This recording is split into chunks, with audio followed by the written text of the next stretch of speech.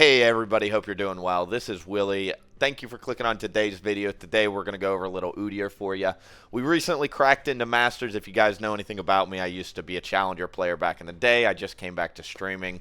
After about a week and some change, about 10 days or so, we finally got into Masters. So this video is going to be a very quick guide on how to play Udyr. We're going to go over itemizations, runes, builds, matchups, stuff like that. So let's go ahead and jump on in. Dang. Call me so I can make it juicy for you. So first and foremost, the most important thing before you go into game, you want to think to yourself, number one, should I be playing AD Udyr, or number two, should I be playing AP Udyr, right? There's a lot of AP Udyrs in high elo. There's also a couple AD Udyrs like myself that are now cracking into Masters, Grandmasters, Challenger. You can really play both playstyles. If you want to screenshot, pause the video, do whatever you got to do right here.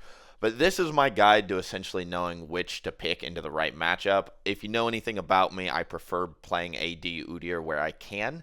It's more fun, you can snowball easier, and you can control games a lot better. AP is a lot harder to carry with, but it's much more consistent. So if you're playing into champions like Rammus, for instance, you don't want to go full attack damage on hit. It's better to just burn him down with magic damage because he's weak to that. So feel free to pause this video. This is my matchup guide. After figuring out which playstyle you want to go, either AD or AP, here are the two rune pages you can take. I really like PTA right now. You'll see here in a second, but I'm doing a lot of Tiamat builds these days. I think PTA is the best for attack damage. And then for AP, you're going to want Conqueror.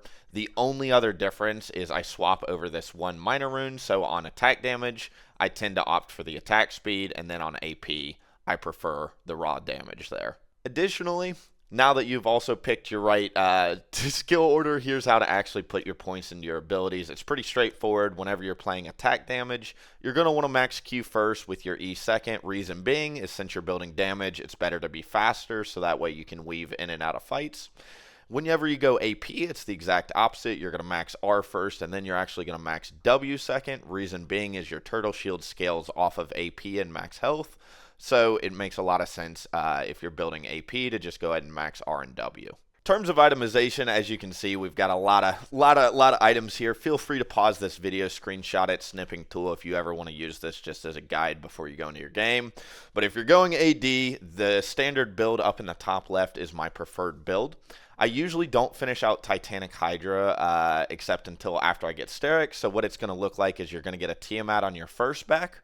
Then you're going to build Triforce, and then your magical boots will kick in, and then you're going to upgrade your boots to either Merc Treads or Ninja Tabbies. We prefer Merc Treads. And then after that, I usually build my Sterex, and then I guess technically my fourth item, I finish out Titanic Hydra, and then I just get two tank items to round it out. Deadman's and Kanik are my standard items, usually when I'm playing against the enemy team. Now, if you're smurfing and you're just winning a lot of games in a row and you're just having a ton of fun, you can opt to go for Youmuu's, Tiamat, Triforce, and then get Deadmans and Swifties. You're just going to be really, really fast, and you'll blow up any squishy. And then in addition, you can put in these four items you see down here: Terminus, Experimental Hexblade, Overlord's Bloodmail, and Wit's End.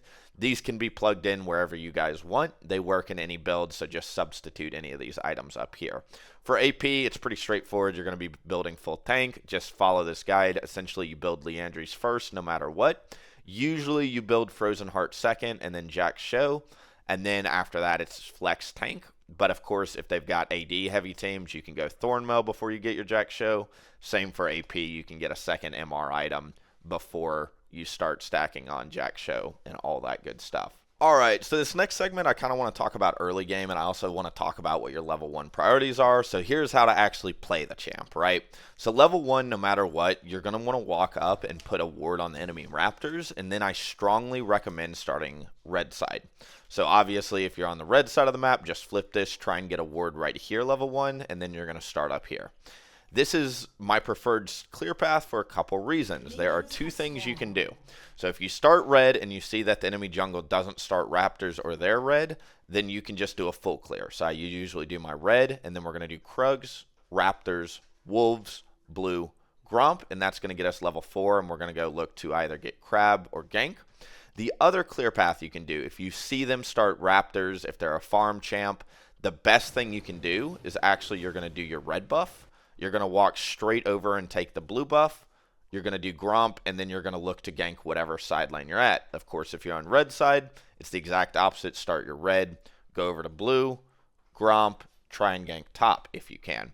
If you can't gank top, what you're going to do is then you're going to run straight to your Krugs, Raptors, and then you're going to walk out in river. The crab will get you level 4. So instead of doing the enemy wolf camp, you're going to do the crab, and that's going to get you your level 4. I prefer this clear path, once again, into heavy farmings. All right, we're going to do a first clear here just to show you guys how to clear. So the first thing you do when you start the game is you press Q, so that way you can get 2 of your empowered Qs queued up. 1, 2, then you go into Q, 1, 2, go into Awakening, just like that. So we're going to go ahead and speed up here just because I don't want to have to make you guys watch a full clear. But essentially what you do is after you finish off your red buff, if you don't get a leash, it's always worth smiting your first buff, but you go into your Krugs. The big thing with Krugs is save your Awakening for the very end. As you can see, we leave the Awakening R, and then we just move over to the Raptor Pit here. When you're at the Raptor Pit, you usually aren't going to get a second Awakening off, so instead what you do is you just queue it up for the Wolves. So you just finish off your Raptors, walk over to the Wolves, and then you go 1, 2 auto attacks in R, press Awakening R again, and that's going to burn down the little wolves. Then you round out the big wolf, head over to your Gromp. The reason we do Gromp before blue buff is this sets up your Gromp to respawn faster, because in your head, right, if you kill blue first, technically your Gromp is going to be staggered by 10, 20 seconds or so on time for the next clear. Then you do your blue, and hopefully by the time you finish, you're going to be level 4.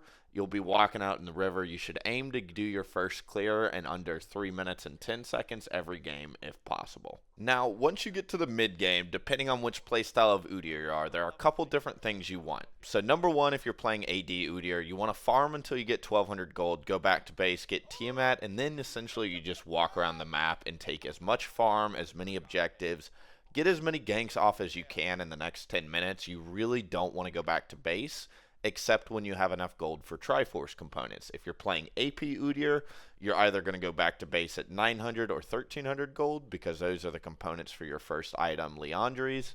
And then after that, you're just looking to finish your Liandry's as soon as possible on the AP version. Now, mid-game is all about doing objectives. I've talked about this a lot on stream. If you guys do want to watch me live, that's probably the best way to learn, because every game is on a case-by-case basis. But as a rule of thumb, what you want to do is get dragons as soon as they spawn. So right at 5 minutes, and then at 6 minutes, you're going to try and go do the grubs. Hopefully you get the first round of grubs. Then what's going to happen is dragon is going to respawn at the same time as grubs about 3 minutes later.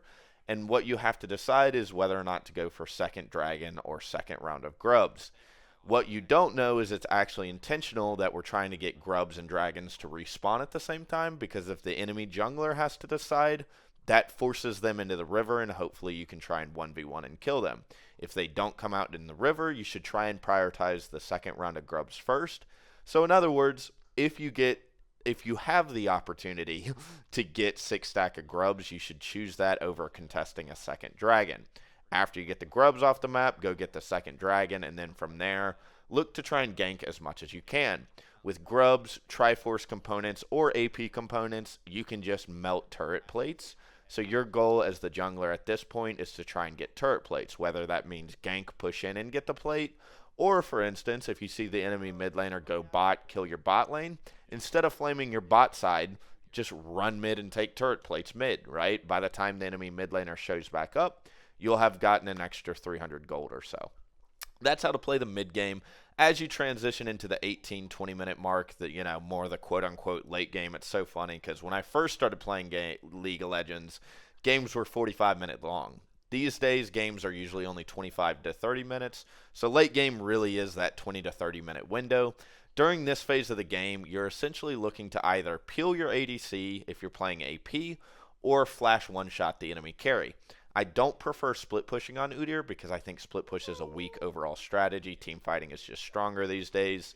But if you do want to split push, that is always an option you have, especially if you have grub stacks. So essentially, once you get to that 20-30 minute mark, peel the ADC, try and team fight if you can. If you can't team fight, go split push only as a last resort. You're going to build some tank items no matter what at this point in the game. Udyr kind of falls off in terms of damage. You don't need more than 1 or 2 damage items on Udyr, so at this point, you just start building as tanky as you possibly can. And your job is to just soak damage, prevent your ADC from dying, flash one-shot the enemy ADC or mid laner, depending on who's fed. Just do Udyr things. But that's essentially how to play. Hopefully you found this guide helpful. If you do want to learn, the more gameplay side of things, I strongly recommend going to my Twitch because it's the best way to learn. In addition, I do have a Mobifier guide, which I'm going to leave in the description of this video. If you want some more writing, I've got a formal guide typed out where you can go spend some more time learning about the playstyle and what to build in the right setup. Thank you guys so much for watching. I appreciate each and every one of you. I don't take any of the views or the likes or the comments for granted. So thank you truly, each and every one of you that did choose to watch. And I hope in the future I can see you around. Stay tuned. Dang. Call me so I can make it juicy for ya.